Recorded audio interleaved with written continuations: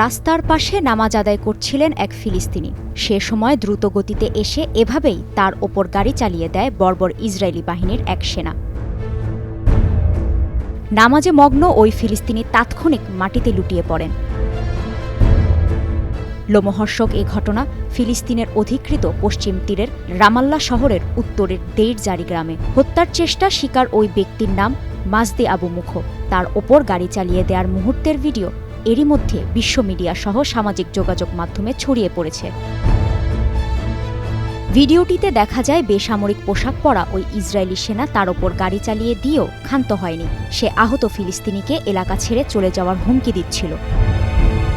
বর্বর ওই ঘটনার বর্ণনা দিয়েছেন মাজদির বাবা মোহাম্মদ আবু মুখ।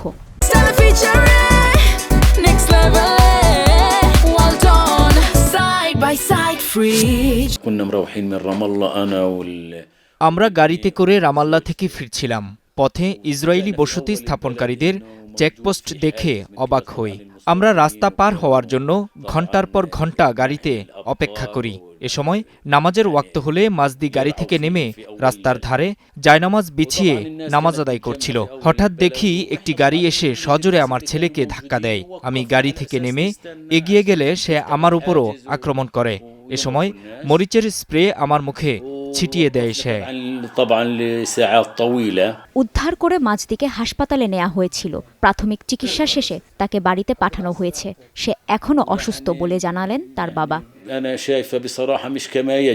এ ঘটনায় আমার ছেলে হতবাক হয়ে যায়। আমি মনে করি না সে ভালো আছে, তবে আশা করছি সে দ্রুতই সুস্থ হয়ে উঠবে।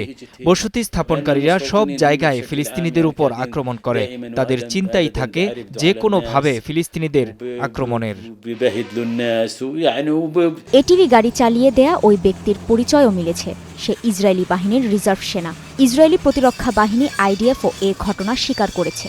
বৃহস্পতিবার বিবৃতিতে আইডিএফ জানায় অভিযুক্ত সেনাকে বরখাস্ত করেছে তারা, কারণ তিনি তার ক্ষমতার গুরুতর অপব্যবহার করেছেন। তার কাছে থাকা অস্ত্র জব্দ করা হয়েছে। জাতিসংঘের তথ্যমতে গত 2 বছরের মধ্যে পশ্চিম তীরে ফিলিস্তিনিদের ওপর ইসরায়েলি অবৈধ বসতি স্থাপনকারীরা 2025 সালেই বেশি হামলা চালিয়েছে।